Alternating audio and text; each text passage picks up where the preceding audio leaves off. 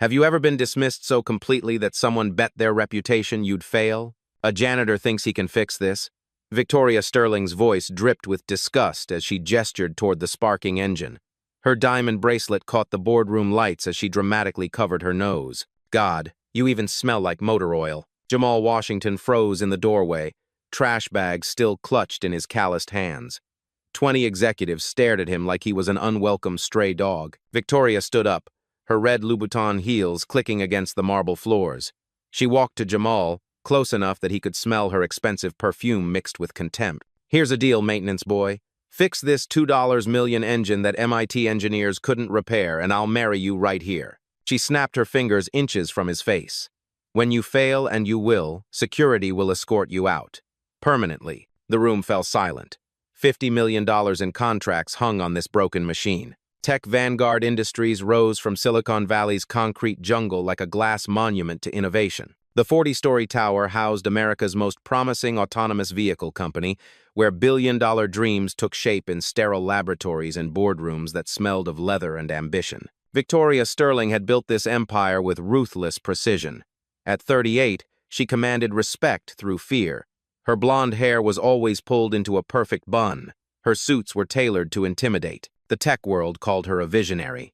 Her employees whispered different words behind closed doors. The company's crown jewel sat broken on the executive conference table, a revolutionary, AI-guided engine designed to power their fleet of self-driving delivery trucks. This wasn't just any engine. It represented 3 years of development, 47 patents, and the engineering dreams of Silicon Valley's brightest minds. The machine could theoretically power autonomous vehicles with 93% efficiency, revolutionizing the delivery industry overnight. For 6 weeks, this machine had defied every attempt at repair. 3 separate teams of Ivy League engineers had failed. 67 diagnostic tests had yielded nothing but frustration and mounting pressure. The engine would start, run for exactly 14 minutes and 37 seconds, then overheat and shut down with the same cryptic error code. Harmonic disruption detected. Jamal Washington knew every inch of Tech Vanguard's marble floors. For 3 years, he'd pushed his maintenance cart through these halls, invisible to the executives who stepped around him like furniture. His official title read technical consultant, but everyone knew the truth. He emptied trash cans, mopped floors, and endured the daily humiliation of being the most educated janitor in Silicon Valley. His community college engineering degree hung framed in his studio apartment, a bitter reminder of dreams deferred by medical bills and circumstances beyond his control. While his classmates had transferred to 4-year universities, Jamal had chosen sacrifice. His mother's cancer treatments came first, always. The chemotherapy sessions cost $3,000 each. Insurance covered 60%. The math was simple and devastating. The engine crisis deepened each day. Victoria's morning meetings grew louder, her demands more unreasonable. She paced the boardroom like a caged predator, her heels clicking against the marble in sharp, angry rhythms that made interns flinch. Coffee cups accumulated on conference tables like archaeological layers, marking the progression of her desperation. $67 million, she screamed at the engineering team during Tuesday's disaster meeting. That's what we lose if this engine doesn't work by Friday. $67 million that could have bought us market dominance in 3 major cities. The engineers, Harvard, MIT, and Stanford graduates sat frozen in expensive suits, their laptops displaying the same error codes they'd been staring at for weeks. Their average salary exceeded $120,000 annually. Their combined student debt totaled over $2 million. None of that mattered now. The engine's AI system refused to communicate properly with the mechanical components. Every time they thought they'd found the solution, the machine would overheat, smoke, and shut down. Team leader Mark Bennett, MIT, class of 2019, had dark circles under his eyes that makeup couldn't hide. His team had tried everything: software patches, hardware replacements, complete system reinstalls. They'd consulted with automotive engineers from Detroit, AI specialists from Stanford, and even brought in a feng shui consultant after someone suggested the office energy might be interfering with the machine. Victoria's eyes swept the room like searchlights, hunting for someone to blame. Maybe we have too many people who don't belong here, she said, her gaze lingering on Jamal as he quietly replaced the water pitcher. Dead weight that's dragging down our entire operation. The comment hit its mark. Several engineering team members glanced at Jamal, their expressions ranging from embarrassment to barely concealed agreement. Sarah Chen from Berkeley shifted uncomfortably. She'd worked 12-hour days for 6 weeks and couldn't solve the problem. Yet somehow, the suggestion that a janitor might be the weak link made twisted sense in their exhausted minds. Jamal pretended not to hear. He'd learned that invisibility was survival in this place, but his engineering mind couldn't stop analyzing the problem. Late at night, when he mopped the boardroom floors, he'd study the engine's blueprints left scattered on the table. The technical specifications told a story that the engineers seemed to miss. The engine was built in Germany using metric measurements, but the AI calibration software was developed in California using imperial units. A simple conversion error could create cascading problems. The pressure mounted like steam in a closed kettle. Security footage from the previous week showed Victoria deliberately scheduling Jamal's cleaning duties during important investor meetings. She'd point him out to potential partners, her voice carrying just loud enough for him to hear. "We believe in giving everyone opportunities, even our maintenance staff." Her tone suggested charity rather than employment. Email chains revealed worse. Internal communications referred to him as the cleaning guy, despite his official consultant title. Messages discussed his inevitable termination as a cost-cutting measure. One particularly cruel thread, initiated by Victoria herself, speculated about whether he could even read the company directory. HR manager Jenna Walker had participated, adding laughing emojis to comments about Jamal's limited vocabulary. The whispered conversations were equally brutal. Employees discussed his presence like an unfortunate necessity, a corporate diversity checkbox that management tolerated but didn't respect. "At least he's quiet," one marketing director had said. "Better than the last guy, who actually tried to contribute to meetings." The German investors arrived on Wednesday, their black Mercedes sedans pulling up to Tech Vanguard's entrance like a funeral procession. These men represented 100 million euros in potential funding, money that could launch the company into global dominance. Klaus Müller, CEO of Autotech Bavaria, had flown from Munich specifically to evaluate Tech Vanguard's engine technology. His reputation for technical perfectionism was legendary. Companies either impressed him completely or failed spectacularly. Dr. Elena Rodriguez, former Tesla engineer and current board advisor, accompanied the delegation. Her reputation in automotive engineering was legendary. She designed power systems that had revolutionized electric vehicles, held 37 patents, and consulted for companies across 3 continents. Her presence meant this wasn't just a business meeting, it was a technical evaluation that could make or break Tech Vanguard's future. Dr. Rodriguez didn't suffer fools, didn't accept excuses, and could identify engineering flaws with surgical precision. The demonstration was scheduled for Thursday afternoon. The entire company held its breath. Marketing had already prepared press releases announcing the successful partnership. Sales teams had drafted proposals for European expansion. The cafeteria had ordered champagne for a celebration that everyone hoped would happen. Victoria's desperation showed in small ways. Her usually perfect makeup appeared slightly smudged by Wednesday evening. Her assistant scurried through hallways, carrying endless cups of coffee and stress management supplements. The executive bathroom had become her private screaming room, where she unleashed frustration that couldn't be displayed in public. Security guards reported hearing muffled shouting and the sound of expensive heels kicking metal trash cans. Meanwhile, Jamal continued his invisible existence.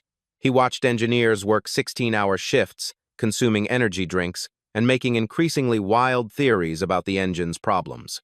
They blamed software conflicts, hardware incompatibilities, even electromagnetic interference from the building's Wi-Fi network.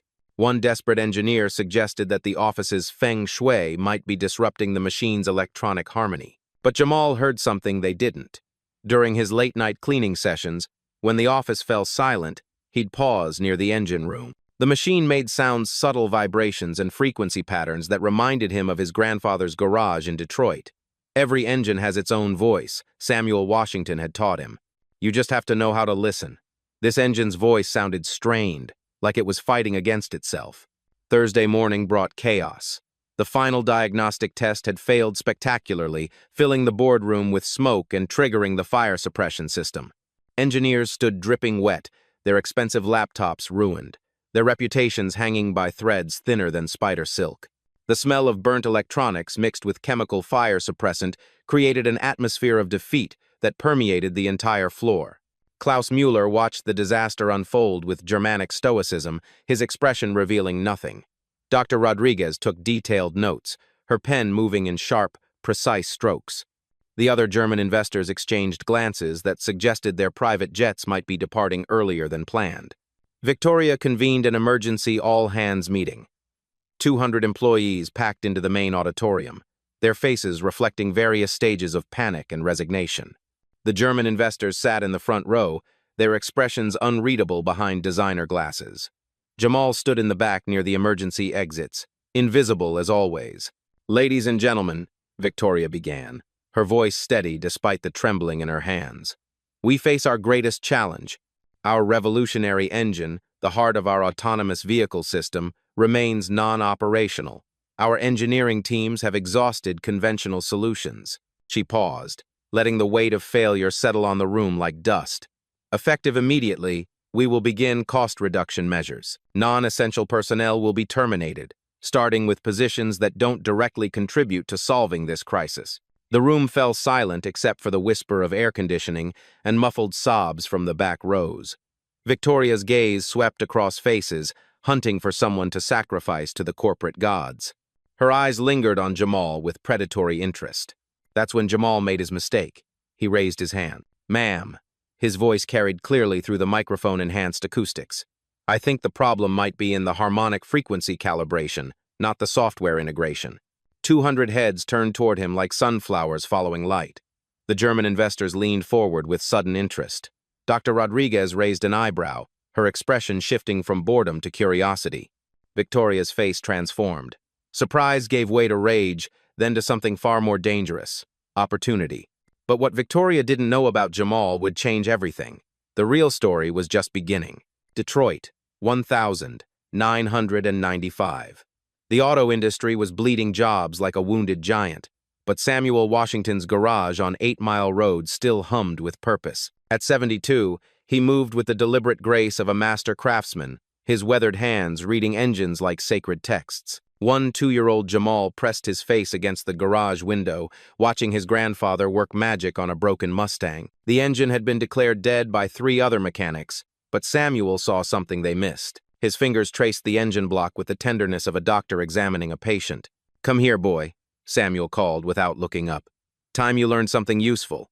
That summer changed everything. While other kids played video games, Jamal spent his days in the cathedral of grease and steel that was his grandfather's domain. Samuel had been one of the first black foremen at Ford Motor Company, breaking barriers in the 1,970 seconds when such achievements required extraordinary courage and skill. "Listen close," Samuel would say, placing Jamal's small hand on a running engine. "This machine's got a heartbeat. Feel that rhythm? That's 4 cylinders talking to each other. 8,000 explosions per minute, all working in perfect harmony." The old man's philosophy was simple but profound. "Son, an engine doesn't care about your diploma or your skin color. It only responds to those who truly listen to its heartbeat. Respect the machine, understand its language, and it'll never lie to you." Samuel taught Jamal to diagnose problems through sound, vibration, even smell. A slight irregularity in engine rhythm could indicate worn bearings. A particular scent might reveal oil degradation or coolant leaks. These weren't skills taught in textbooks. They were inherited wisdom, passed down through generations of men who understood that machines had souls. The lessons extended beyond mechanics. Samuel had survived decades in an industry that didn't welcome men who looked like him. He'd earned respect through undeniable competence, fixing problems that stumped engineers with advanced degrees. His reputation at Ford was legendary. Samuel Washington could resurrect any engine, no matter how hopeless it seemed. "White folks going to test you twice as hard," he told Jamal during those long summer afternoons. "Going to assume you're half as smart. But engines don't lie, boy. When you fix something they couldn't, suddenly your color doesn't matter so much." By age 16, Jamal could tear down and rebuild entire engines blindfolded. He understood the intricate dance of pistons, valves, and timing chains better than most automotive engineers. Community college professors were amazed by his intuitive grasp of mechanical principles that typically required years of study to master. But life had other plans. Samuel died during Jamal's senior year of high school, a massive heart attack while working under the hood of a Cadillac. The funeral overflowed with Ford engineers, mechanics, and regular customers whose cars Samuel had saved. They spoke of his genius, his integrity, his ability to solve impossible problems with simple solutions. The garage closed forever. The tools were sold to pay medical bills. Jamal's inheritance wasn't money.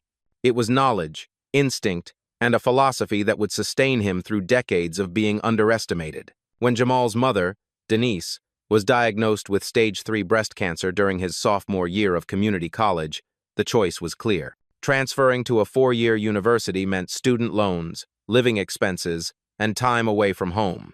His mother needed him more than he needed a prestigious degree. He worked 3 jobs while completing his associate degree in mechanical engineering, nights at a gas station, weekends at an auto parts store, and early mornings cleaning office buildings. His grades remained perfect, despite an exhaustion that left him sleeping in library chairs between classes. The community college professors recognized his exceptional talent. Dr. Martinez, who taught at MIT before settling into a quieter academic life, pulled Jamal aside after a particularly brilliant presentation on engine efficiency optimization. "You have a gift," she said simply. "I've seen Harvard graduates with less intuitive understanding of mechanical systems. Don't let circumstances dim that light." But circumstances were relentless. Cancer treatments consumed every spare dollar. Insurance covered 60% of the chemotherapy costs, leaving thousands in monthly expenses. Jamal's part-time jobs became a full-time necessity. His transfer applications to 4-year universities remained unsubmitted in a folder labeled "Someday." After graduation, he found work wherever he could use his skills: small repair shops, industrial maintenance, eventually landing at Tech Vanguard through a temporary agency that promised technical consultant opportunities. The reality was different, but the paycheck covered his mother's medical bills. 3 years later, he still carried his grandfather's philosophy like a sacred flame. Every night, he studied engineering journals and technical manuals, keeping his knowledge current despite his janitorial duties.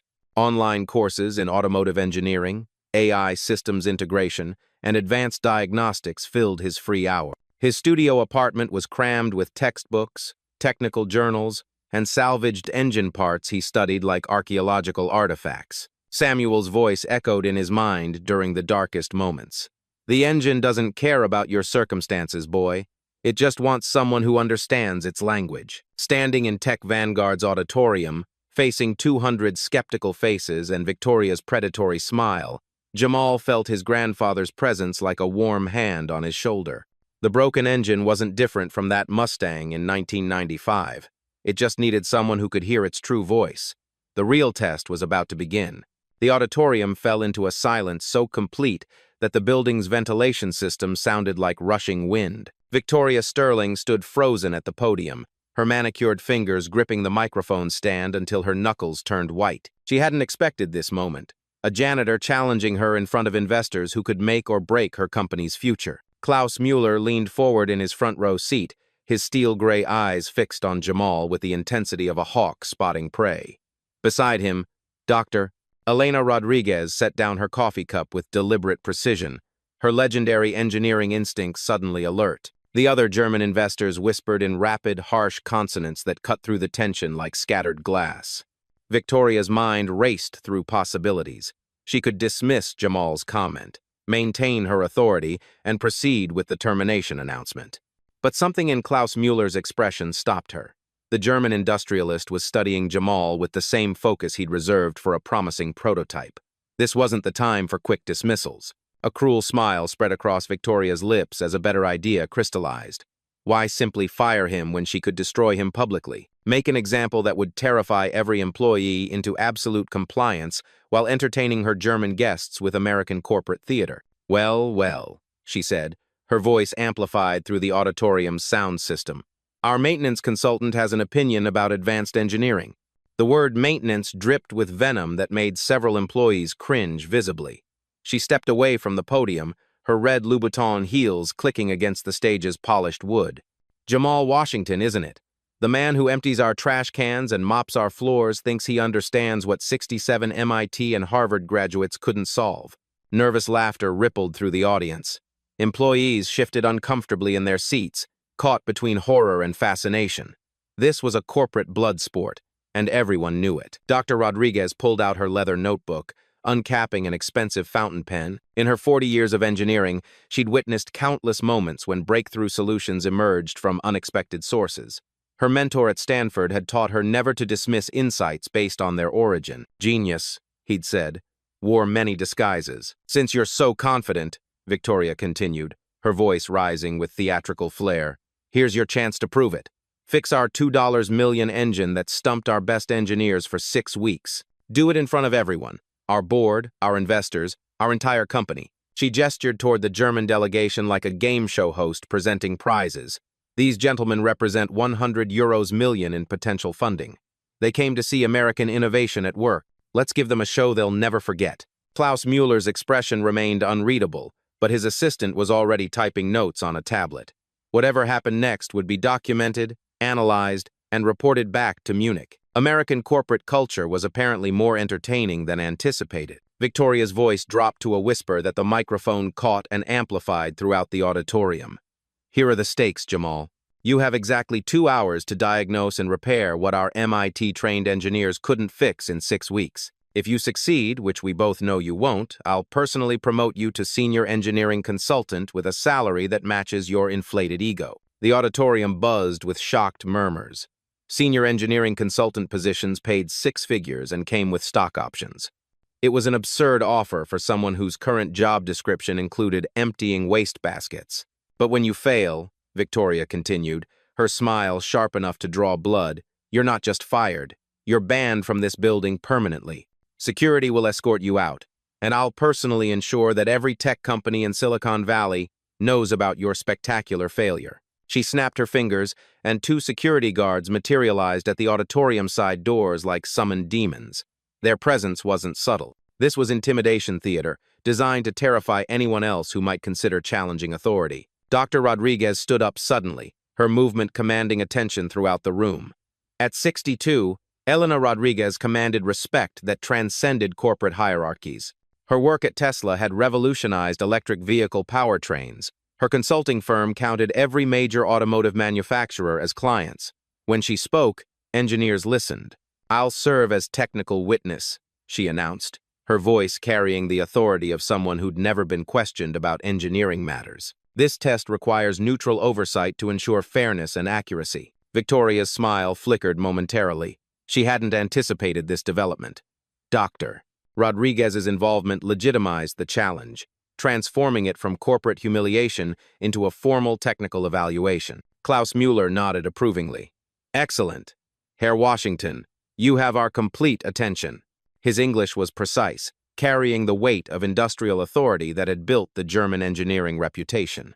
We are curious to see American problem-solving methods. The auditorium erupted in whispered conversations. Employees pulled out smartphones, already composing texts and social media posts about the unfolding drama. This was the kind of corporate theater that would be discussed in Silicon Valley bars for months. Victoria realized she'd lost control of the narrative, but it was too late to retreat. Fine, she said, her voice tight with barely controlled anger. Doctor, Rodriguez can witness your inevitable failure. But I'm adding one more condition. She gestured toward the cameras that Tech Vanguard used for employee training and company announcements. We're live streaming this entire challenge on our company's social media accounts. Let the world see what happens when unqualified people attempt jobs beyond their capabilities. The live stream suggestion sparked immediate activity. Marketing assistants scrambled to set up professional lighting and camera angles. Social media managers began crafting hashtags. Number Tech Vanguard Challenge. Number Engineering Test. Number Innovation at Work. Within minutes, the company's Instagram and LinkedIn accounts would be broadcasting live footage to thousands of followers. Jamal stood motionless throughout this corporate circus, his maintenance cart still beside him like a faithful companion.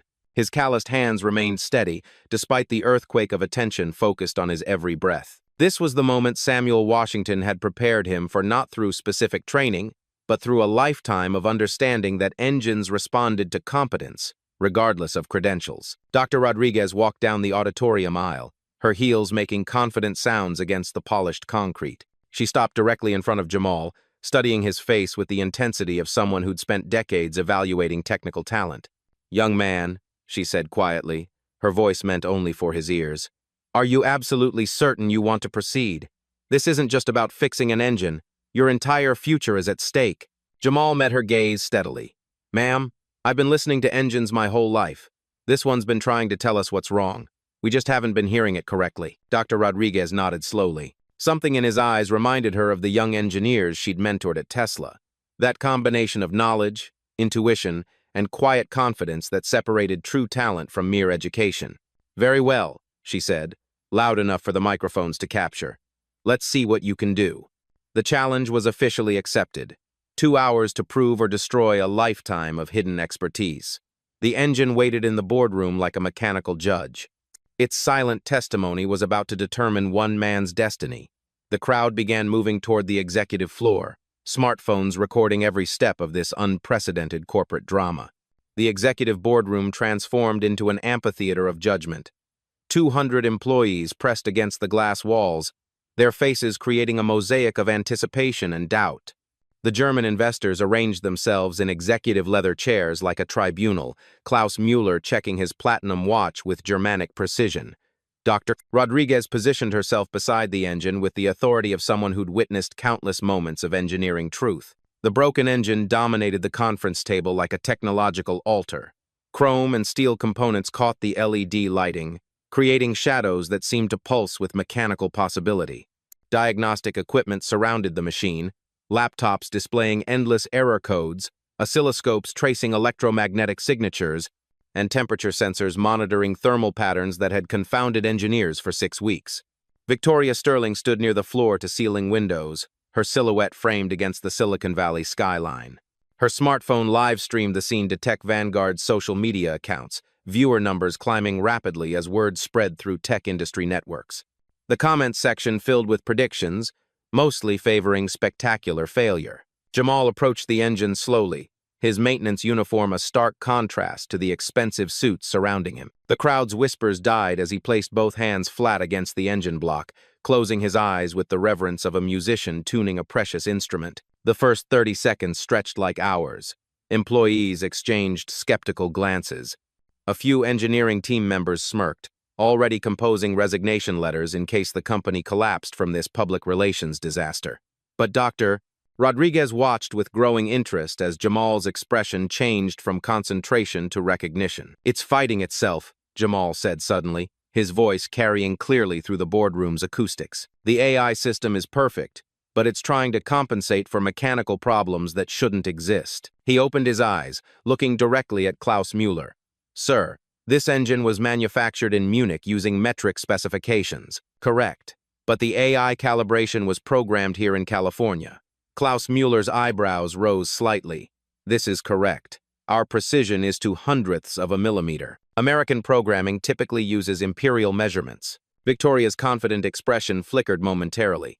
She hadn't expected technical dialogue that revealed actual knowledge of the manufacturing process. Jamal nodded, his hand still resting on the engine. That's the first problem. The AI is trying to control mechanical components that are 0.003 inches different from what it expects.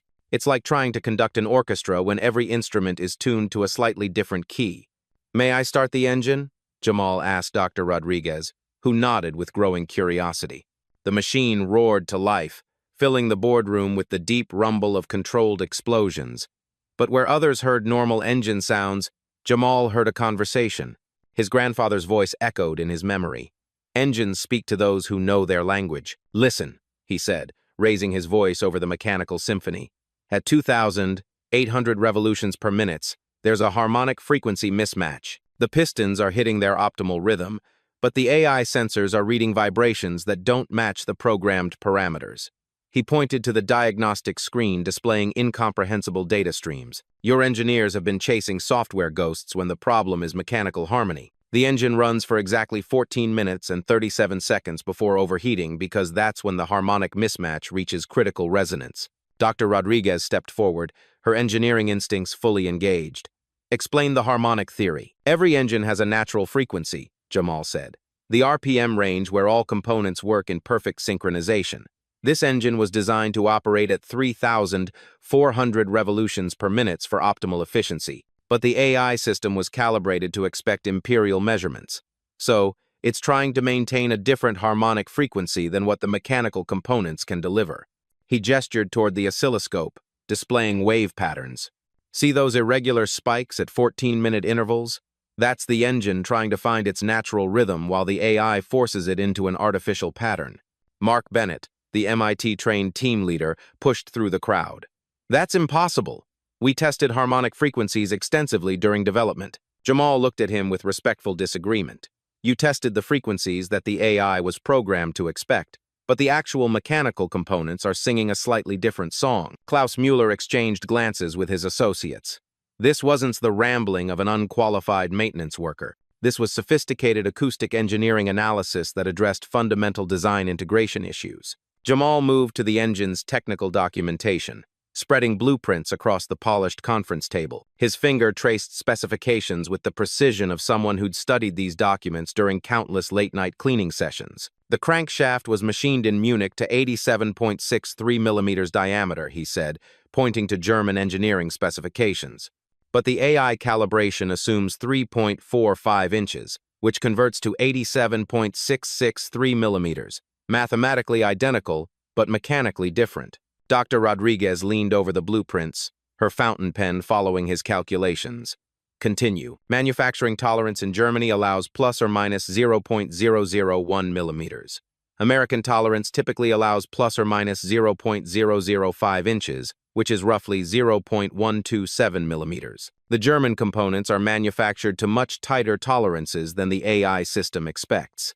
He pulled out a digital caliper from the diagnostic equipment, measuring various engine components with practiced efficiency, the pistons, connecting rods, even the timing chain. Everything is manufactured to German precision standards, but the AI assumes American tolerance ranges. This creates a cascading synchronization error. Jamal continued, his confidence growing as the technical logic unfolded. The AI constantly micro-adjusts, trying to compensate for imprecisions that don't actually exist. It's like a conductor trying to correct musicians who are already playing perfectly. Victoria's live stream comments exploded with engineering discussions. Viewers were sharing the stream across professional networks, and several Tesla and Ford engineers joined the conversation with technical questions and grudging admiration. Mark Bennett studied the measurements, his expression shifting from skepticism to amazement. The tolerance differential creates cumulative timing errors, he muttered, his MIT training finally connecting with Jamal's intuitive analysis. Klaus Mueller stood up, examining the measurements himself. German engineering pride demanded verification of any claims about manufacturing precision. After several minutes of careful calculation, he nodded slowly. The analysis is mathematically correct. So, how do we fix it?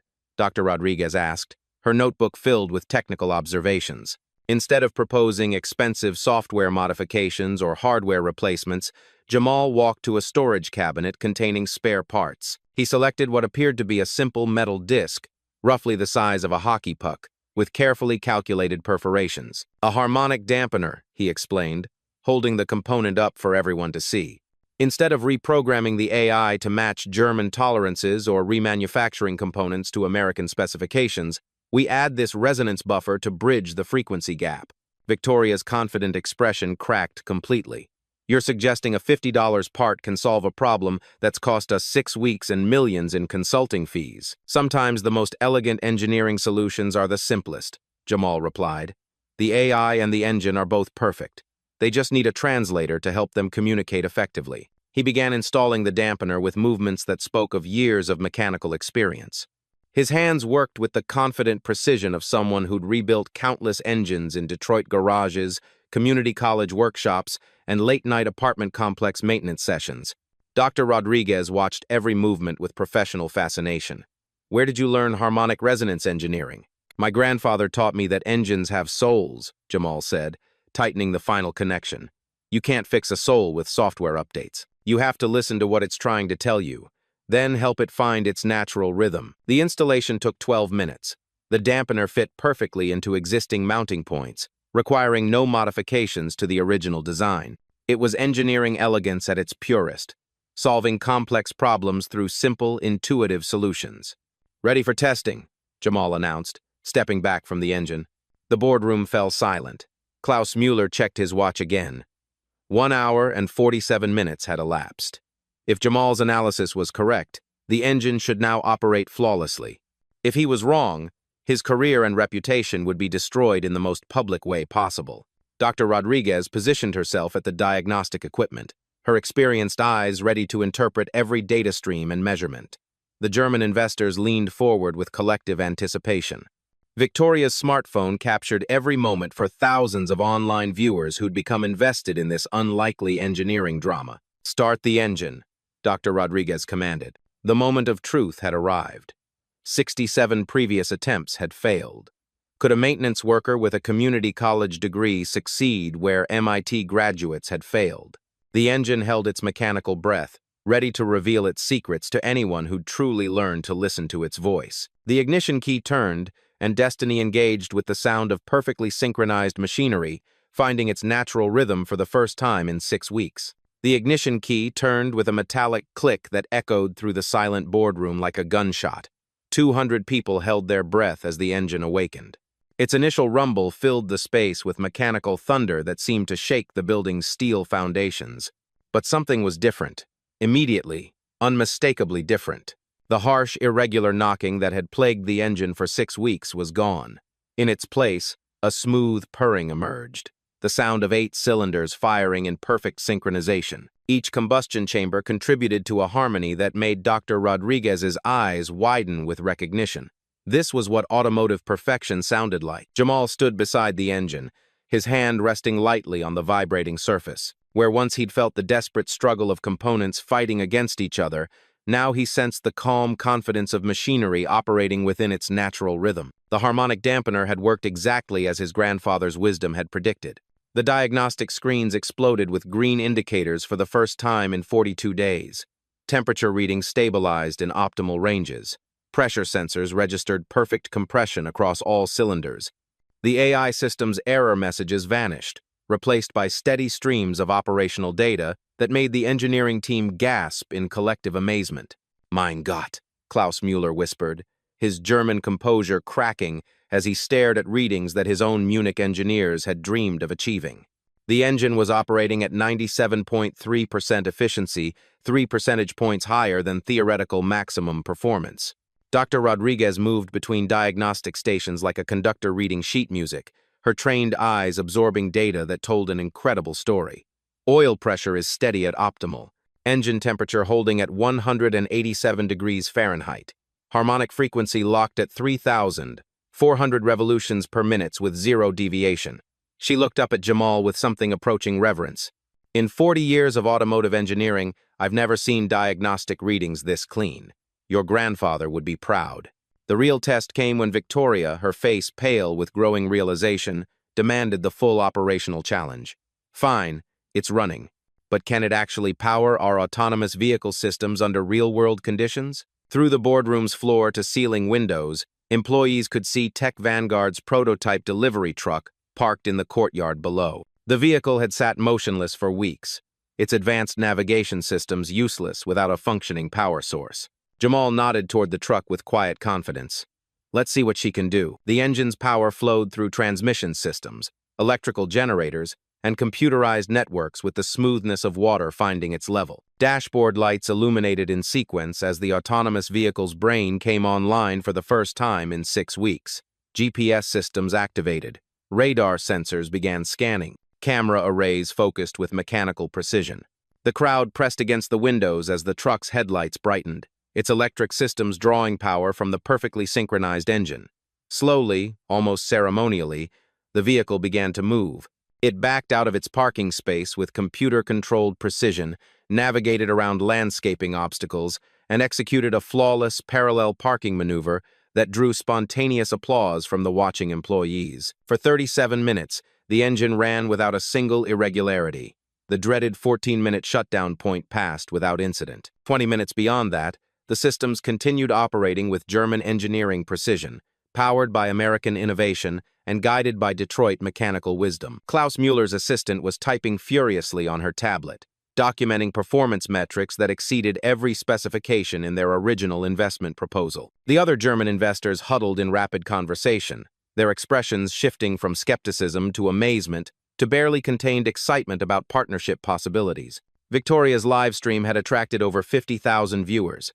The comment section scrolled too rapidly to read individual messages. Tech industry professionals, automotive engineers, and random internet observers were witnessing something unprecedented. A maintenance worker, solving problems that had stumped teams of credentialed experts. "Shut it down," Dr. Rodriguez finally commanded.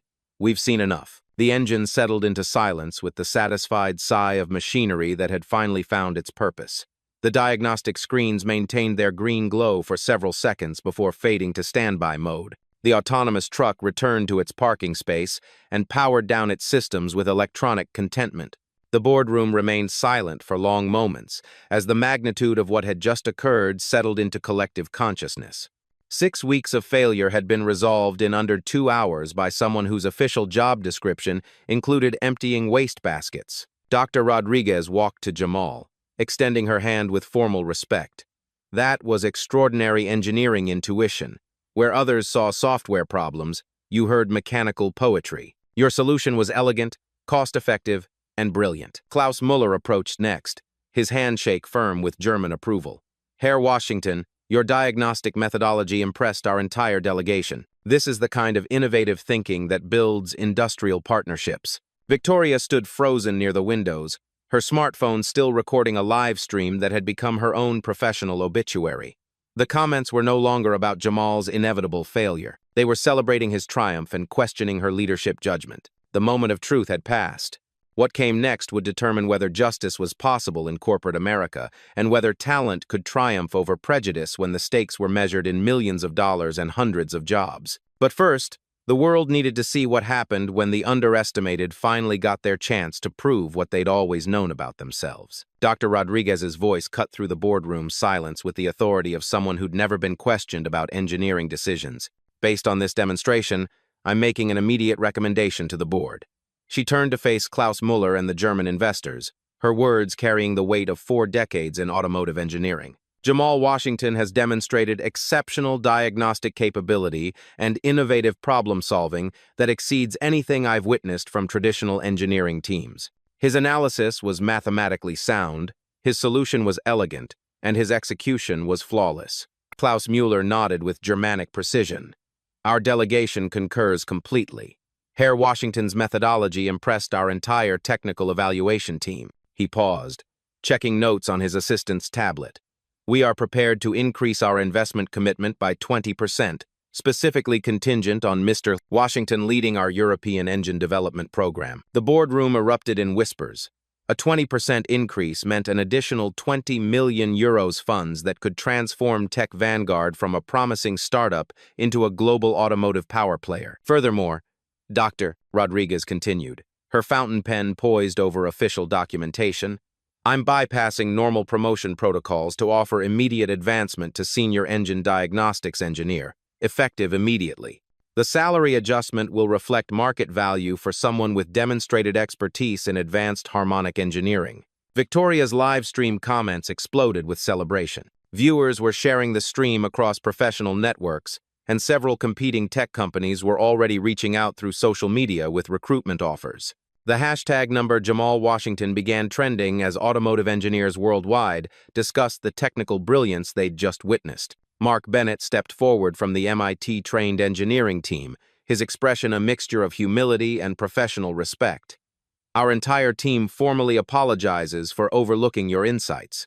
We request collaboration on future projects, and we'd be honored to learn from your diagnostic methodologies." The transformation was complete. In less than 2 hours, Jamal had evolved from invisible maintenance worker to respected senior engineer, from overlooked janitor to sought-after technical leader. The German partnership was secured, the engine crisis was resolved, and Tech Vanguard's future was brighter than anyone had imagined. But the most satisfying moment was yet to come. Victoria Sterling still stood frozen by the windows, her smartphone capturing her own professional downfall for thousands of viewers who were about to witness what happened when arrogance met accountability in corporate America. The boardroom's atmosphere shifted like a storm front moving across Silicon Valley. What had begun as Victoria's public humiliation theater was now her professional reckoning. The German investors exchanged meaningful glances, their expressions revealing calculations that extended far beyond technical assessments. Klaus Muller's assistant whispered urgent updates about the social media reaction. The live stream had reached over 100,000 viewers, with tech industry leaders sharing the video across LinkedIn and Twitter. Comments ranged from celebration of Jamal's triumph to harsh criticism of Victoria's leadership style. Number Tech Vanguard drama was trending alongside number Engineering Justice. Dr. Rodriguez closed her leather notebook with deliberate finality, her fountain pen clicking with the sound of decisions being made. The board will require a comprehensive review of management practices that led to this situation, specifically how qualified personnel were systematically underutilized while expensive consulting teams failed to achieve basic operational objectives. Victoria's face had drained of color, her confident corporate mask cracking under the weight of very public consequences. She'd orchestrated this challenge, expecting an easy victory, never anticipating that her victim would possess the very expertise her company desperately needed. The German delegation has concerns, Klaus Müller announced, his precise English carrying undertones that made venture capitalists nervous. Our partnership requires confidence in leadership decision-making. Today's events suggest systematic evaluation errors that could impact our joint venture success. Board member Patricia Cole, who'd remained silent during the technical demonstration, now spoke with the authority of someone holding significant stock options. This incident will require investigation by our governance committee. We need to understand how a senior engineering consultant was relegated to maintenance duties, while his expertise could have prevented 6 weeks of operational failure. The investigation wouldn't take long. Victoria's email history provided damning evidence of discriminatory practices. Messages referred to Jamal as the cleaning guy, despite his official consultant title. Deliberate scheduling of his janitorial duties during important investor meetings, documented discussions about his inevitable termination as cost-cutting theater. Human Resources Director Jenna Walker, who'd participated in the cruel email threads with laughing emojis, found herself summoned to emergency meetings about hostile workplace environment policies. The viral video had become legal evidence, and corporate lawyers were already discussing settlement strategies. 2 weeks later, the consequences crystallized with surgical precision. Victoria was demoted from chief executive officer to strategic advisor. Her salary was reduced by 40% while her decision-making authority evaporated. She retained employment. The board wasn't interested in wrongful termination lawsuits, but her corporate power had been neutered completely. The diversity and inclusion training requirement felt particularly poetic. Victoria, who'd spent 3 years dismissing Jamal's potential, now sat through workshops about unconscious bias and inclusive leadership. Her trainer was Dr. Rodriguez, who approached education with the same methodical precision she applied to engineering problems. Meanwhile, Jamal's transformation continued beyond individual success. His promotion to senior engineering diagnostics came with a 150% salary increase, stock options, and leadership of a task force on inclusive innovation practices. The company implemented new policies requiring a formal review of all employee suggestions, regardless of source or current position. Tech Vanguard's stock price rose 15% following the positive publicity. The viral video had become an unexpected marketing asset, demonstrating the company's commitment to recognizing talent wherever it emerged. Recruitment applications increased by 40%, with many candidates specifically mentioning the inspiring story of meritocracy's triumph. The most satisfying moment came 3 months later when Victoria approached Jamal privately in the employee cafeteria. Her designer suit had been replaced with more modest, professional attire, her arrogant demeanor softened by hard lessons about humility and respect. "I owe you an apology," she said quietly, her words carrying genuine remorse. "And I'd like to ask for guidance about building more inclusive leadership practices." Jamal looked at her with the same grace his grandfather had shown to customers who'd initially doubted his mechanical expertise. "Everyone deserves a chance to grow, Victoria. The question is whether you're ready to listen with the same attention you'd give to a machine that needs repair." Corporate justice had been served, proportional, educational, and ultimately redemptive. 6 months later, Jamal Washington stood in Tech Vanguard's expanded engineering facility, watching German technicians install equipment for the European autonomous vehicle production line. His designs now powered delivery trucks across Munich, Frankfurt, and Berlin, their engines purring with the harmonic perfection he discovered in a moment of corporate desperation.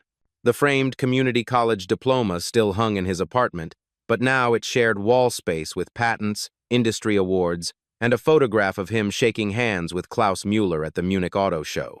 His grandfather's garage wisdom had evolved into million-dollar engineering decisions that bridged continents. Here's the lesson. True expertise isn't always marked by a fancy degree or an impressive title. It's often found in quiet dedication, hands-on experience, and the courage to listen when others only want to talk. Sometimes, the most powerful solutions come from the most unexpected places. If this story inspired you, hit that subscribe button and ring the notification bell for more content just like this. Have you ever witnessed someone's true potential being completely overlooked, or have you been that person? Share your story in the comments below. He had no idea the woman he was brutalizing on the courthouse steps was the very judge who presided over it. Filthy animals like you belong in cages, not courthouses. Those words would haunt Officer Miller for the rest of his life. Judge Kesha Williams approached the courthouse in her civilian clothes, a briefcase containing today's case files in her hand.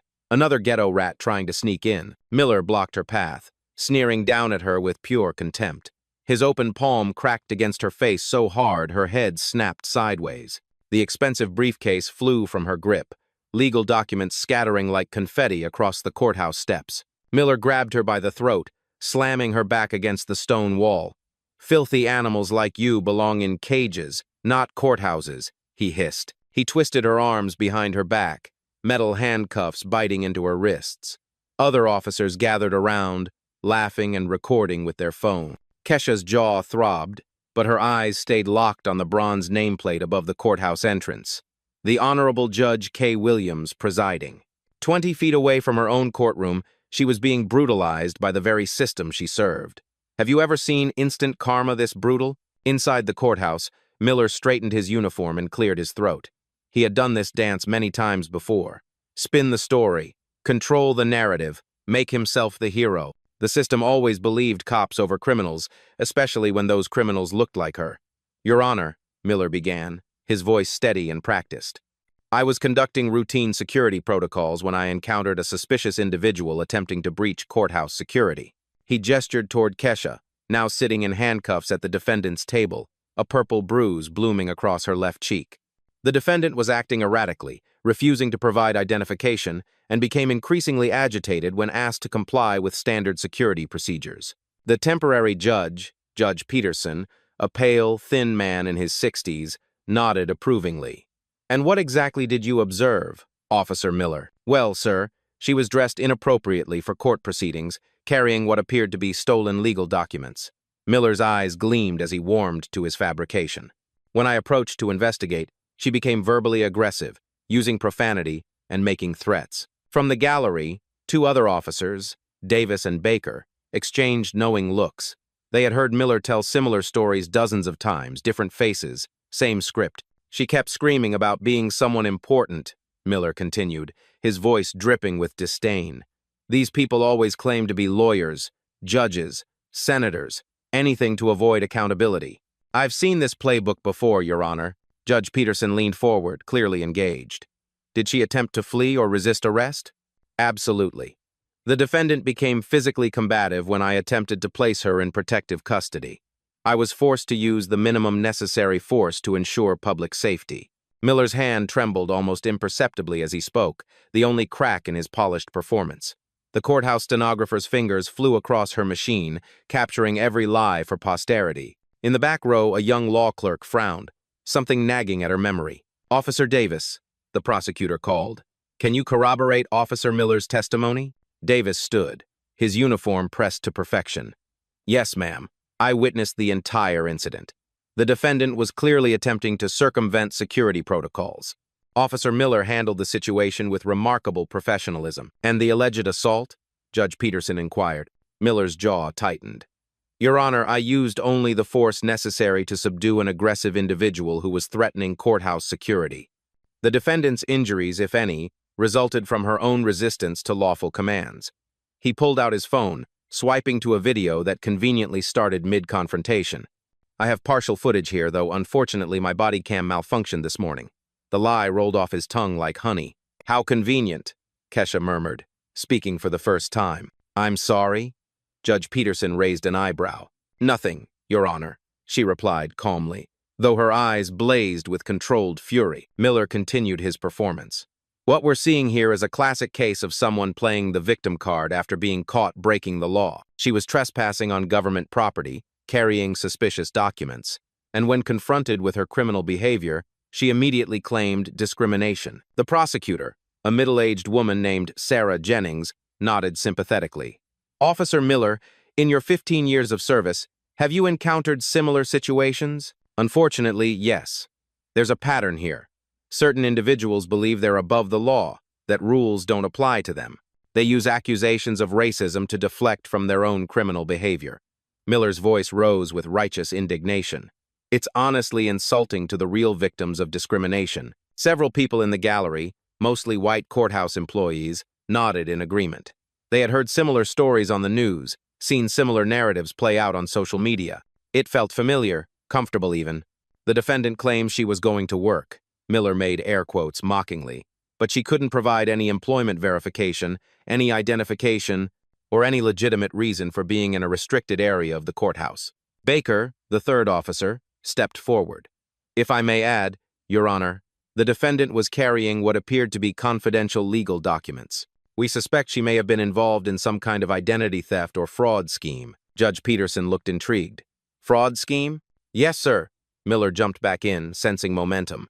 These documents had judicial letterhead, case numbers, and sensitive information. No legitimate citizen would have access to materials like this. We believe she may have been planning to impersonate court personnel. The irony was so thick it was almost suffocating. But Miller pressed on, oblivious to the trap he was setting for himself. In my professional opinion, he concluded, this is simply another case of someone trying to game the system. She knows if she can make this about race, about alleged police brutality, she can distract from her actual crimes. It's a calculated manipulation of public sympathy. He turned to face Kesha directly, his eyes cold and contemptuous. These people think they can just waltz into any building, any courtroom, any space they choose. And when they're stopped, they scream discrimination. Well, not in my courthouse. The words hung in the air like a poisonous cloud. Several court staff members shifted uncomfortably while others remained stone-faced. Your Honor, Prosecutor Jennings added, the state recommends we proceed with charges of trespassing, resisting arrest, and assault on a police officer. The defendant's attempt to frame this as a civil rights issue is clearly a desperate defense strategy. Miller allowed himself a small smile. This was going exactly as planned. Another case, another win, another reminder that the system worked the way it was supposed to. People knew their place, or they learned it the hard way. Furthermore, he continued, emboldened by the supportive atmosphere, I want to emphasize that I showed remarkable restraint. The defendant was clearly unstable, possibly under the influence of narcotics. A lesser officer might have used much more significant force. Judge Peterson nodded gravely. Your professionalism is noted, Officer Miller. In the defendant's chair, Kesha sat perfectly still, her hands folded in her lap despite the handcuffs. Her expression remained calm, almost serene, but anyone looking closely would have noticed the slight upturn at the corners of her mouth. She was taking mental notes of every lie, every fabrication, every detail that would soon unravel Miller's career and reputation. The officer had no idea he was testifying in front of the very person who had the power to destroy him. Is there anything else you'd like to add, officer? Judge Peterson asked. Miller straightened his shoulders. Just that incidents like this remind us why we need strong law enforcement. Some people only understand authority when it's backed by force. The defendant learned today that actions have consequences. He had no idea how prophetic those words would prove to be. The prosecutor smiled confidently. The state rests its case against this defendant, Your Honor. The evidence clearly shows a pattern of criminal behavior and resistance to lawful authority. As Miller stepped down from the witness stand, he caught Kesha's eye one final time. He winked at her, a gesture of complete dominance, total victory. It would be the last moment of triumph in his entire career.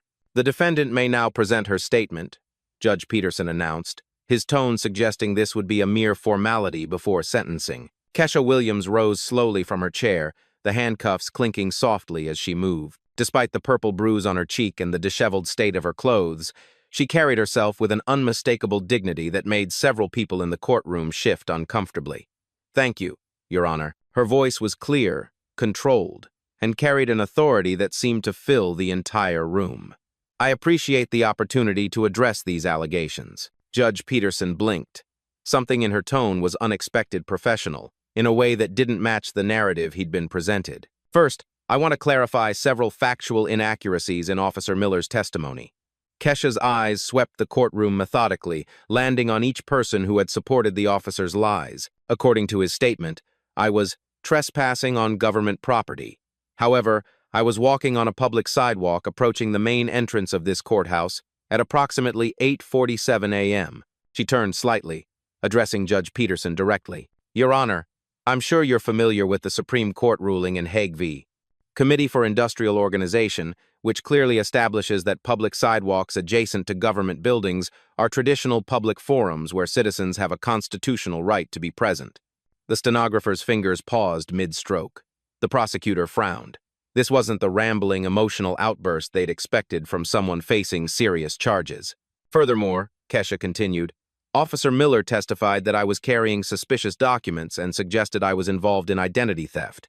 I'd like to examine that claim more closely. She gestured toward the evidence table where her scattered papers had been collected.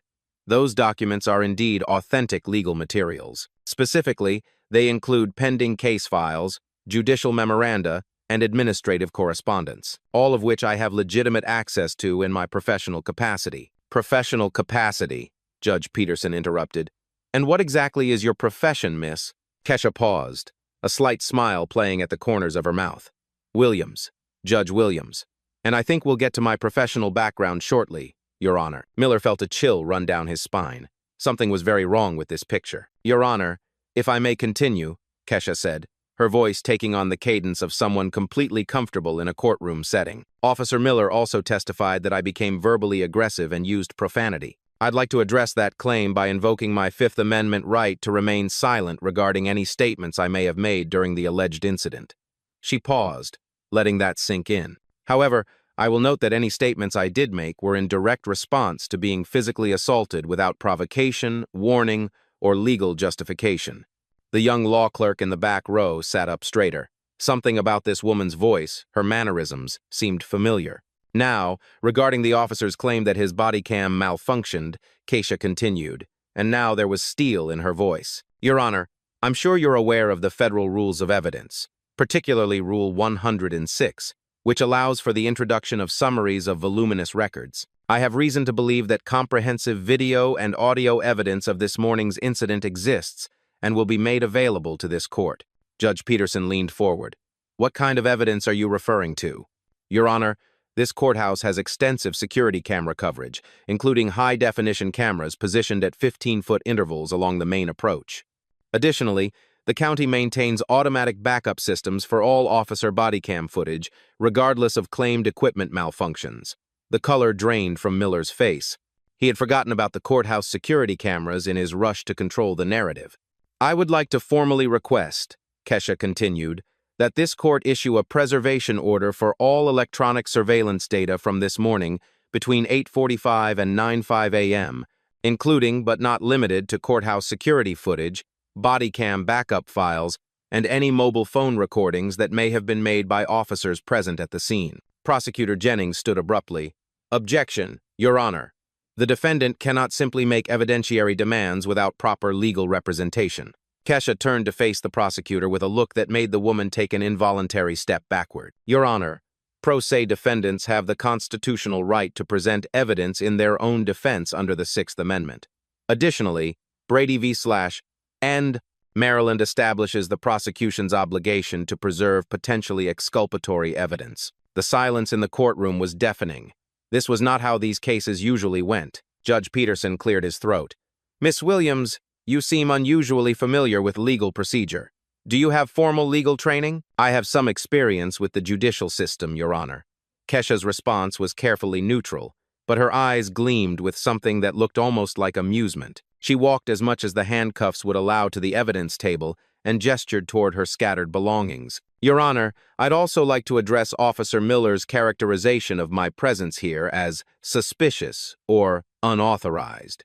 She pointed to a specific document among the papers. This is my daily court calendar, which shows I was scheduled to preside over, I was scheduled to appear in this building for legitimate business starting at 9 a.m. this morning. The bailiff, a large man named Johnson who had worked in this courthouse for 12 years, suddenly went very still.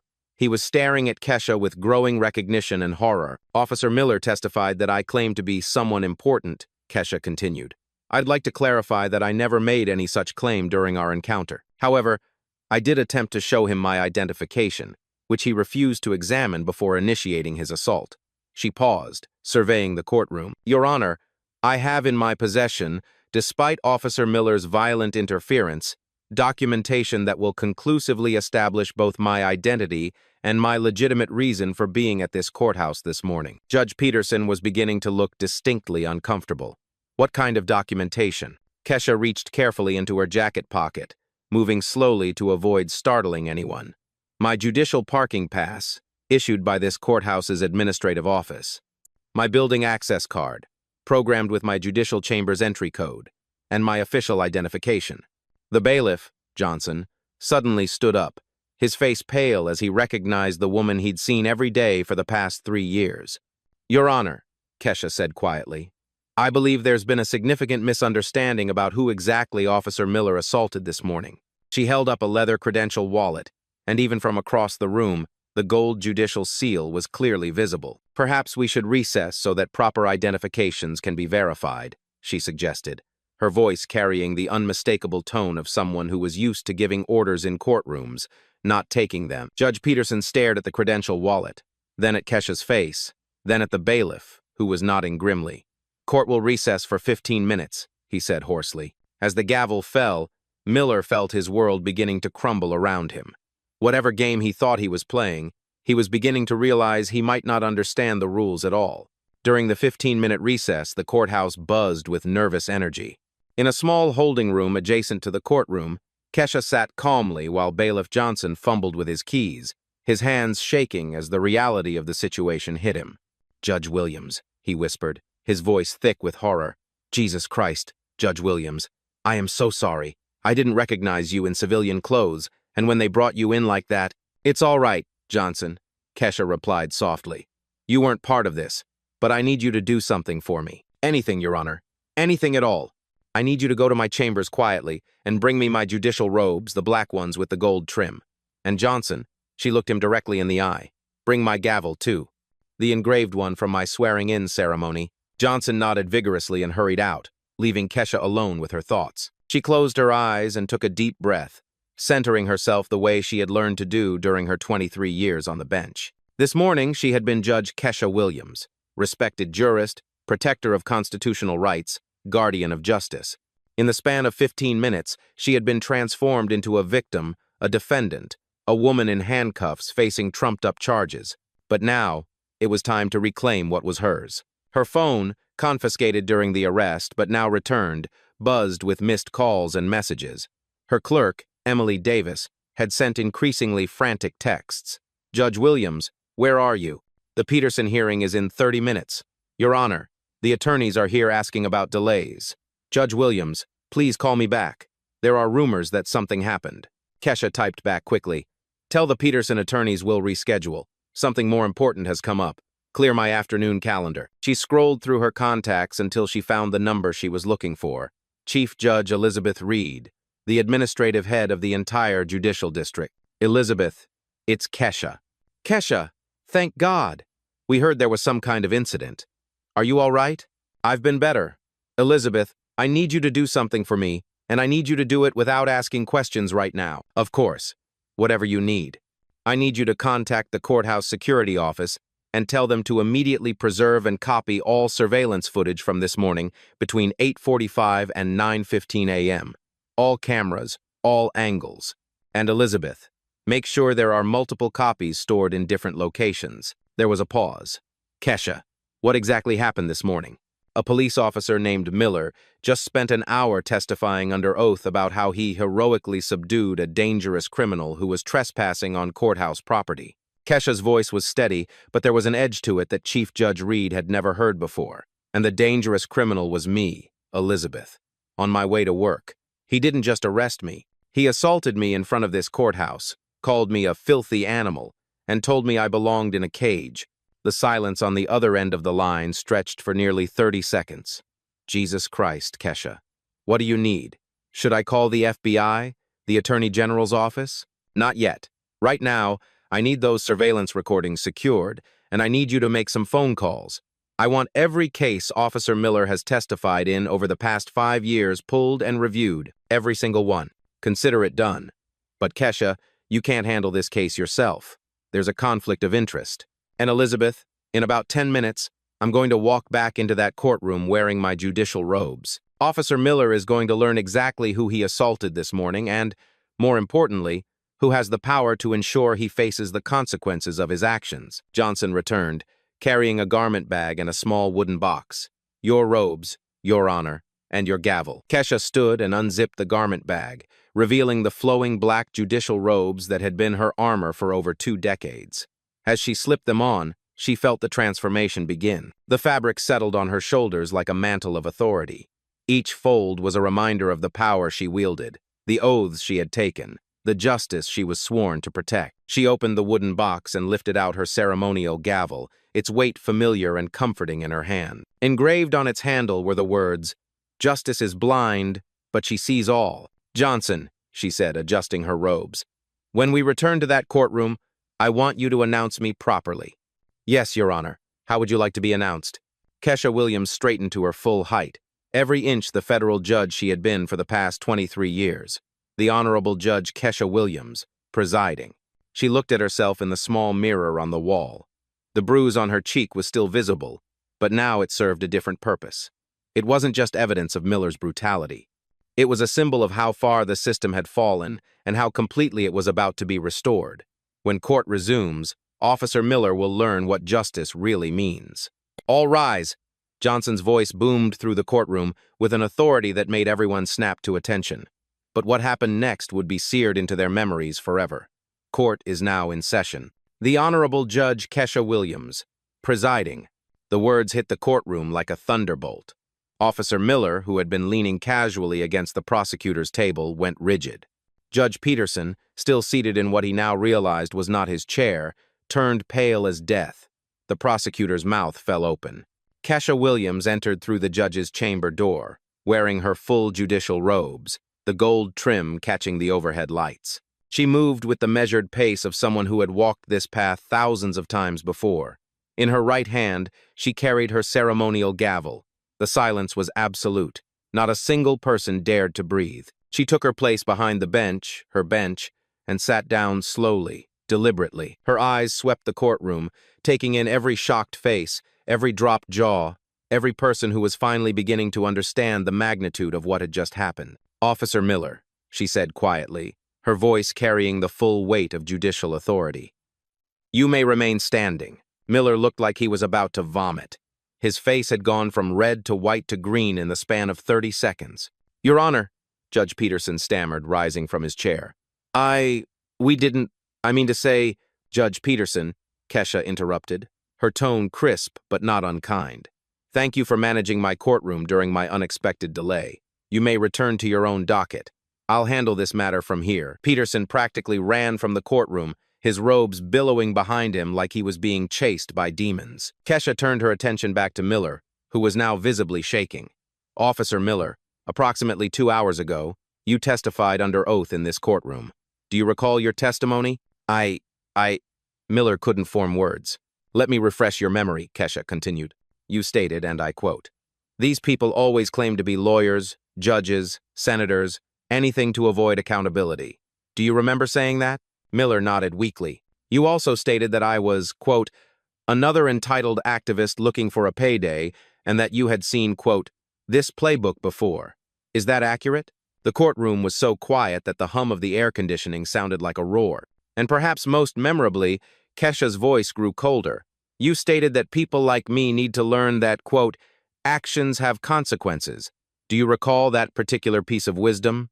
Miller's legs were shaking so hard he could barely stand. Kesha reached under her bench and pulled out a tablet computer. "Officer Miller, I'd like to show you some evidence that has just come to my attention." She turned the tablet screen toward the courtroom. On it was crystal clear security camera footage from the courthouse steps, showing the entire morning's incident from multiple angles.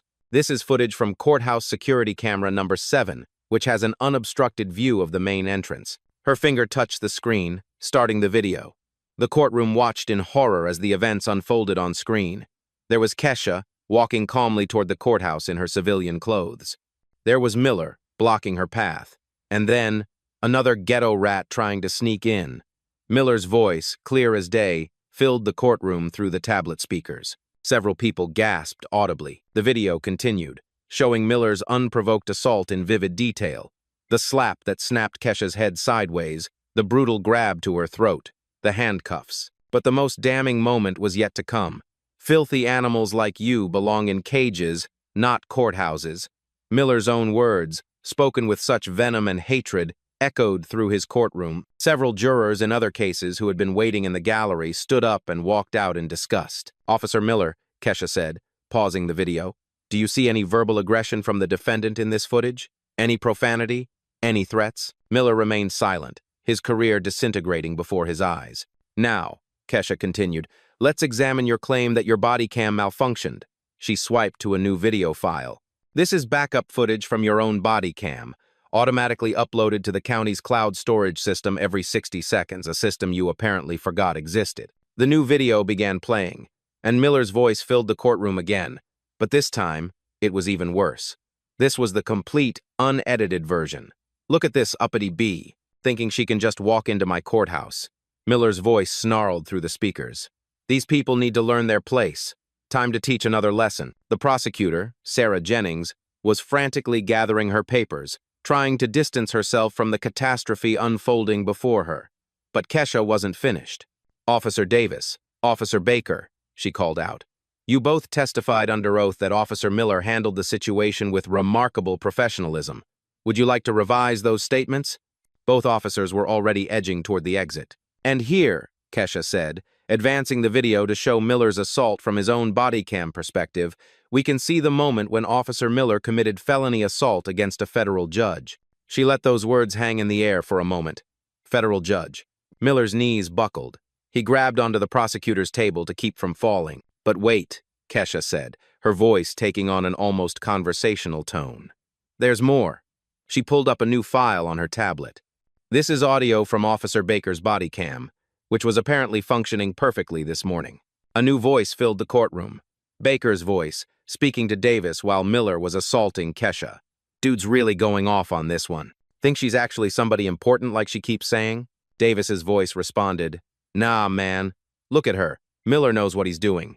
Probably just another welfare queen trying to scam the system." More laughter from the officers as they watched their colleague brutalize a federal judge.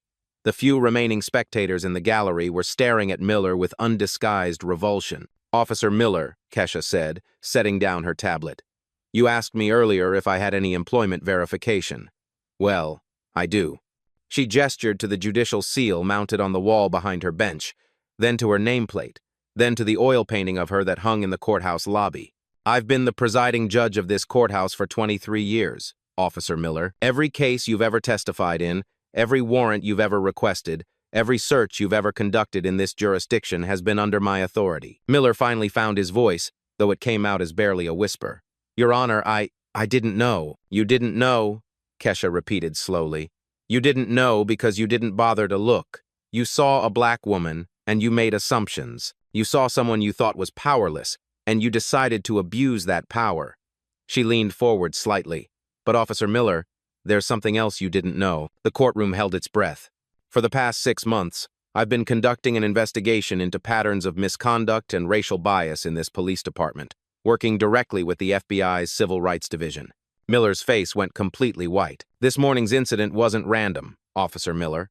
You've been under investigation, and you just provided us with the most perfect evidence we could have hoped for." She lifted her gavel and held it in front of her.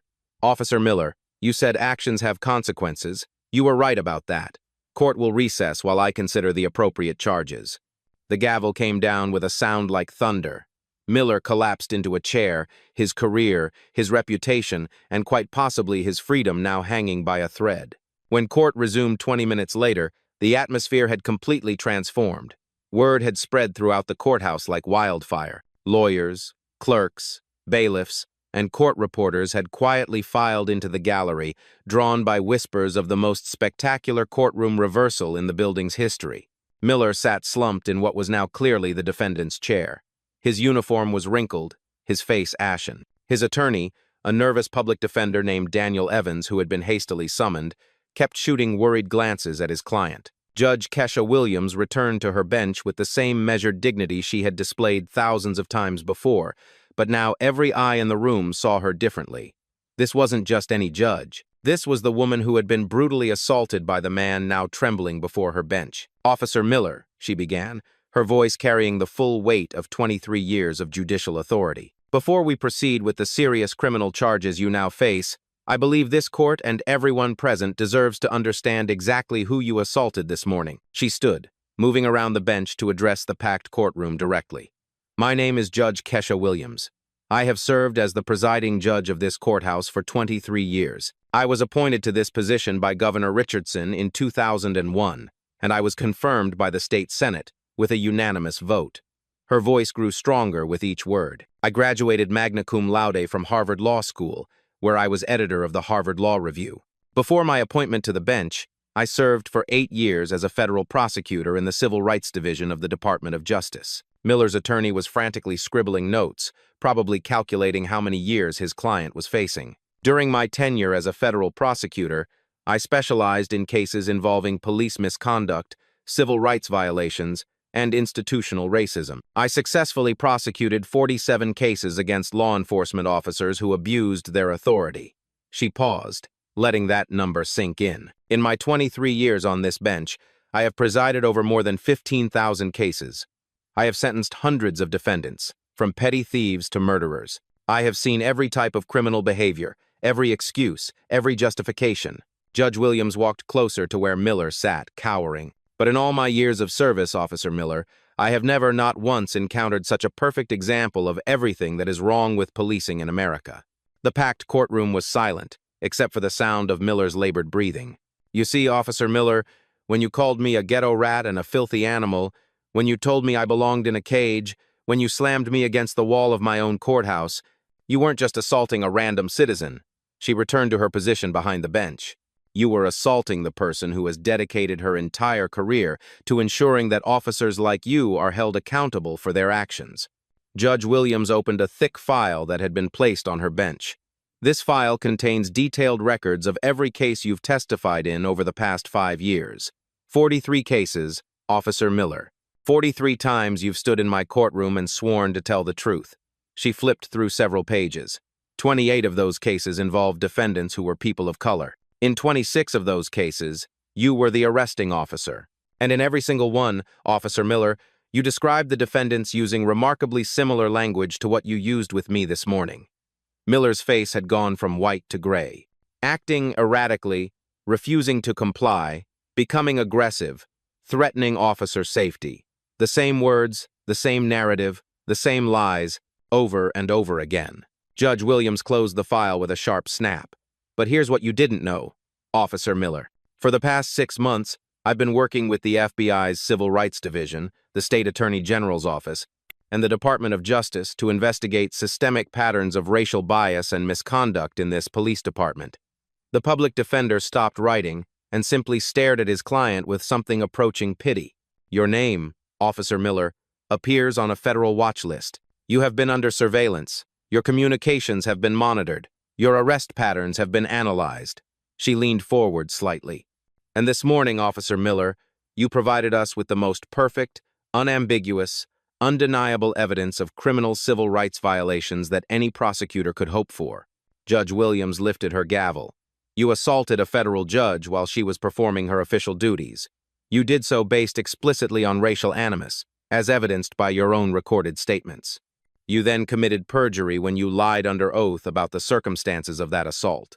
The gavel hovered in the air. "Officer Miller, you asked me this morning if I knew my place. Well, let me tell you exactly what my place is." Her voice filled the courtroom with quiet authority. "My place is on this bench, in this courtroom, ensuring that justice is served. My place is holding people like you accountable when you abuse the power we've entrusted to you." The gavel came down once. "My place, Officer Miller, is making sure that what you did to me this morning is the last act of racial violence you will ever commit as a police officer." Miller finally understood. He hadn't just assaulted a random woman. He had assaulted justice itself, and justice was about to hit back. "Officer Miller," Judge Williams began, opening a thick manila folder, Let's examine your distinguished career in law enforcement, shall we? Miller's attorney leaned over to whisper urgently in his client's ear, but Miller seemed paralyzed, unable to respond to anything happening around him. According to records from Internal Affairs, you've been the subject of 47 formal complaints during your 15-year career. 47 complaints, Officer Miller. That averages to more than 3 complaints per year. She pulled out a document and held it up. Let's start with complaint number 1, filed in 2009. Mrs. Maria Sanchez, a 63-year-old grandmother, alleged that you called her a racial slur during a routine traffic stop and slammed her face into her car hood when she asked for your badge number. The packed courtroom stirred uneasily. Your department's investigation concluded that Mrs. Sanchez's allegations were unsubstantiated. Interesting, considering we now have video evidence of you using remarkably similar language and tactics. Judge Williams flipped to another page. Complaint number 12, 2012. Jamal Taylor, a 17-year-old honor student, alleged that you planted drugs in his backpack after he refused to provide information about his older brother. Once again, your department found the complaint unsubstantiated. Miller's breathing was becoming more labored with each revelation. Complaint number 23, 2016. Dr. David Chen. Yes, Dr. Chen, a prominent cardiologist, alleged that you arrested him outside his own home because you didn't believe a black man could live in that neighborhood. Dr. Chen spent 6 hours in jail before his attorney could secure his release. She looked directly at Miller. What was the department's finding on that complaint, Officer Miller? I don't... Miller's voice was barely audible. Unsubstantiated, Judge Williams answered for him. Are you beginning to see a pattern here? Chief Judge Elizabeth Reed had quietly entered the courtroom and was now sitting in the front row, her expression grim as she took notes. But here's what's really interesting, Officer Miller. I've cross-referenced your complaint record with your arrest statistics, and some fascinating patterns emerge. Judge Williams pulled out a large chart and placed it on an easel where everyone could see it. Over your 15-year career, you've made 1,251 arrests. Of those arrests, 1,089, that's 87%, involved people of color. In contrast, the demographics of your patrol area are 42% white, 31% Hispanic, and 27% black. She pointed to different sections of the chart with a laser pointer. Even more interesting, your use of force reports show that you used physical force in 63% of your arrests involving people of color, compared to only 12% of your arrests involving white suspects. Miller's attorney was frantically writing, probably preparing an insanity defense. And here's perhaps the most damning statistic of all, Judge Williams continued. Of your 1,089 arrests of people of color, 432 cases were dismissed due to lack of evidence, prosecutorial misconduct, or violations of constitutional rights. That's a dismissal rate of nearly 40%. She turned back to Miller. Officer Miller, do you know what we call it when a police officer has a 40% dismissal rate due to constitutional violations? We call it a pattern of criminal behavior. The courtroom was deadly silent, except for the scratch of reporters' pens on paper. But wait, there's more, Judge Williams said, her tone almost conversational now. I've also reviewed the financial impact of your career on the taxpayers of this county. She pulled out another document. Over the past 15 years, this county has paid out $2.3 million in settlements and judgments related to your conduct. $2.3 million, Officer Miller.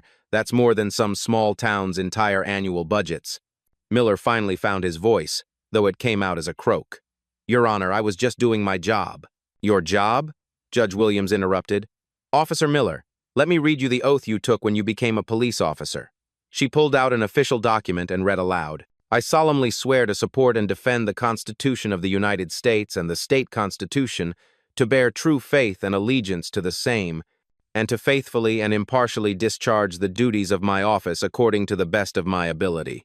So help me, God. She set the document down. Faithfully and impartially, Officer Miller. Not selectively, not based on skin color, not based on your personal prejudices. Judge Williams walked around the bench again, addressing the entire courtroom. What we're seeing here isn't the behavior of one rogue officer. This is the inevitable result of a system that protects officers like Miller, that dismisses complaint after complaint, that pays settlement after settlement, all while allowing the abuse to continue. She turned back to Miller. But that system failed you today, didn't it, Officer Miller? Because today, you chose to assault someone who had the power to expose everything. Miller's head dropped into his hands. Officer Miller, you spent this morning telling this court that people like me need to learn our place. Well, I think it's time you learned yours. Judge Williams returned to her bench and lifted her gavel. Your place, Officer Miller, is in a defendant's chair, facing the full consequences of 15 years of criminal behavior. The gavel came down with finality, and that's exactly where you're going to stay. Judge Williams stood behind her bench, her judicial robes flowing around her like armor forged from justice itself. The packed courtroom held its collective breath as she prepared to deliver what everyone knew would be a historic verdict. Officer Miller, she began, her voice carrying the weight of centuries of jurisprudence. Before I render judgment in this matter, I want to address not just you, but everyone in this courtroom, and everyone who will hear about what happened here today. She gestured to the gallery, packed with lawyers, court staff, reporters, and citizens who had heard whispers of the extraordinary proceedings. This morning began with a simple question. What happens when someone with a badge believes they are above the law? What happens when years of unchecked power and systemic protection create a person who thinks they can assault a federal judge and face no consequences? Miller sat slumped in his chair, his career and life crumbling around him in real time. The answer, Officer Miller, is standing before you right now. Judge Williams picked up her gavel, the same one that had been engraved with the words, "Justice is blind, but she sees all," on the day she took her oath of office. For 15 years, you have terrorized this community. For 15 years, you have violated the constitutional rights of citizens whose only crime was existing while black or brown. For 15 years, you have made a mockery of the badge you were sworn to honor. Her voice grew stronger, more passionate, as she continued. But your greatest mistake, Officer Miller, wasn't any single act of brutality. Your greatest mistake was believing that the system would always protect you, no matter how far you went, no matter how many lives you destroyed. Miller finally looked up, his eyes red and defeated. This morning, when you called me a filthy animal and told me I belonged in a cage, when you slammed me against the wall of my own courthouse, when you handcuffed me and paraded me through these halls like a criminal, you thought you were asserting your dominance over just another powerless victim. Judge Williams leaned forward, her voice dropping to barely above a whisper, forcing everyone in the packed courtroom to strain to hear her words. But I was never powerless, Officer Miller, and neither were any of the people you've brutalized over the years. The only difference is that today, justice finally had a witness. She straightened to her full height. Officer Miller, based on the evidence presented in this courtroom, evidence that came from your own mouth, your own actions, your own camera, I find you guilty of assault in the first degree, a felony. The words hit the courtroom like thunder. I find you guilty of assault on a judicial officer, a federal felony carrying a mandatory minimum sentence of 5 years. Miller's attorney closed his eyes and put his head in his hands. I find you guilty of deprivation of civil rights under color of law, a federal felony punishable by up to 10 years in prison. With each pronouncement, Miller seemed to shrink further into his chair. And I find you guilty of perjury in the first degree for your false testimony given under oath in this very courtroom. Judge Williams paused, letting the weight of those charges settle over the room. But Officer Miller, this case was never really about you. You are simply a symptom of a much larger disease that has infected our justice system for far too long.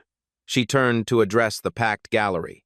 For too long, we have allowed police officers to operate with impunity. For too long, we have dismissed complaints, ignored evidence, and paid settlements while allowing the abuse to continue. For too long, we have told victims of police brutality that their experiences don't matter, that their word doesn't count, that justice isn't for them. Her voice rose with passion. But that ends today. What happened in this courtroom today proves that no one is above the law. Not police officers, not prosecutors, not judges, not politicians. No one. Miller suddenly broke down completely, his body shaking with sobs that echoed through the silent courtroom. "I'm sorry," he whispered. "I'm so sorry. I didn't know. I never meant—" Judge Williams looked down at him with something that might have been pity. "Officer Miller, your apology is 15 years and 47 complaints too late. Your remorse is only appearing now because you finally got caught by someone with the power to hold you accountable." She lifted her gavel high above her head. "But here's what I want you to understand in your final moments as a free man. Every person you brutalized over the years deserved the same justice I'm delivering today. Every grandmother you called a slur, every teenager you planted drugs on, every doctor you arrested for living in the wrong neighborhood, they all deserve to see you held accountable. The gavel hovered in the air. Today, I'm not just delivering justice for myself. I'm delivering justice for every person whose complaints were dismissed as unsubstantiated. I'm delivering justice for every family who had to watch their loved one get brutalized while the system looked the other way. Her voice filled every corner of the courtroom. Officer Miller, you told me this morning to know my place. Well, let me tell you what my place is. My place is ensuring that bullies like you can never again hide behind a badge while destroying innocent lives. The gavel came down with a sound like the crack of thunder. Officer Miller, you are hereby sentenced to the maximum penalty allowed by law. You will serve 25 years in federal prison without the possibility of parole. Miller collapsed completely, his sobs now uncontrollable. Furthermore, Judge Williams continued, I am ordering a federal investigation into every case you have touched, every arrest you have made, and every complaint that has been filed against you. The victims you have silenced for 15 years will finally have their day in court.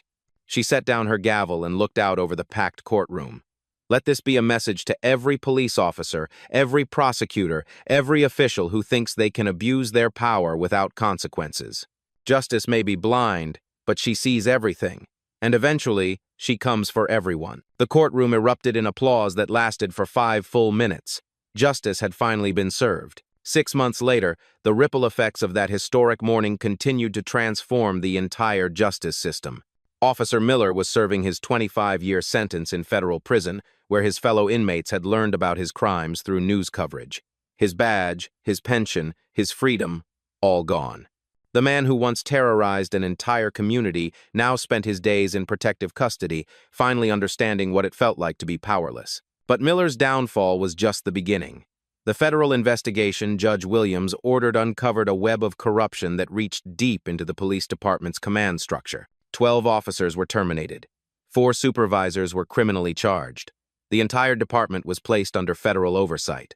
Chief Judge Elizabeth Reed established new protocols requiring automatic federal review of any case involving allegations of police misconduct against judicial personnel. Body cameras became mandatory for all officers, with backup systems that could never be malfunctioned away. Most importantly, the 432 cases Miller had tainted were reopened.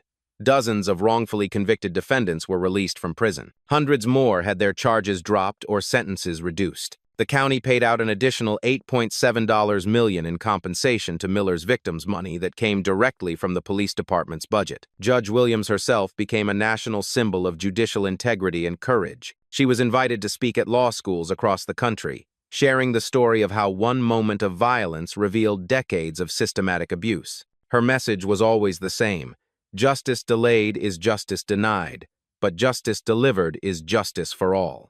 The courthouse where it all happened was renamed the Justice Williams Federal Courthouse in her honor. A bronze plaque near the entrance commemorates the morning that changed everything with a simple inscription: Here, justice finally found its voice. But perhaps the most powerful change was in the community itself. Citizens who had spent years afraid to report police misconduct began coming forward. Community oversight boards were established.